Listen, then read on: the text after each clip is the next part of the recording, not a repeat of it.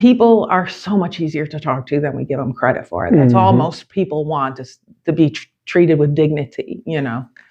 So in the high school, being so close to being an adult, do you see any issues, a lot of issues with mental, have you in your career seen a lot of issues with mental health among students? Yes. Here in this community, I wouldn't have said this had you not asked. It's one of the reasons I left. It took a toll on my mental health. The things happening in this community now, and the kids, the trauma that has never been addressed by the incidents that started during COVID. I would argue they started sooner, but that's when they really escalated. Yeah. And it was never addressed. It was never addressed. We never talked about it.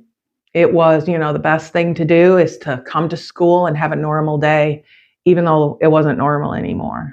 And so, I mean, we came back to school that year with less kids, and it wasn't because they went somewhere else. And it created so much, it's hard to talk about. Okay. But yeah, it's serious mental health issues. Yes. Well, that may be part of the answer to my next question. I've read a lot that there have been like a lack of teachers, lack of educators. Why do you think there's such a shortage of teachers right now? I would argue that the two things are, the three things. I was actually on the teacher burnout committee for the state of Georgia. We wrote a paper. The top three things are, you know, expectations, the workload. One of those other things was student behavior. But again, the student behavior is a result of other things. If we can fix that, then we won't have to deal with that student behavior. We need mental health help. A lot of good things came from the report. We now have an EAP across the state, so teachers and their families can get free mental health services, help with, you know, elderly assistance for parents and stuff, free legal advice. So the state has listened. We're starting a new teacher evaluation system. We're moving away from TEKS and going to Georgia Leads. And so, unfortunately, a lot of people haven't read the report, but the people in charge have. And we're fixing those things. But I think mental health is going to have to be the number one thing.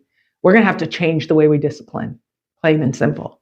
It's not working the old-fashioned way. And of course it wouldn't, because I think that's come to a head too. People will argue, but I don't think that's really ever worked for any kid to be humiliated or hurt.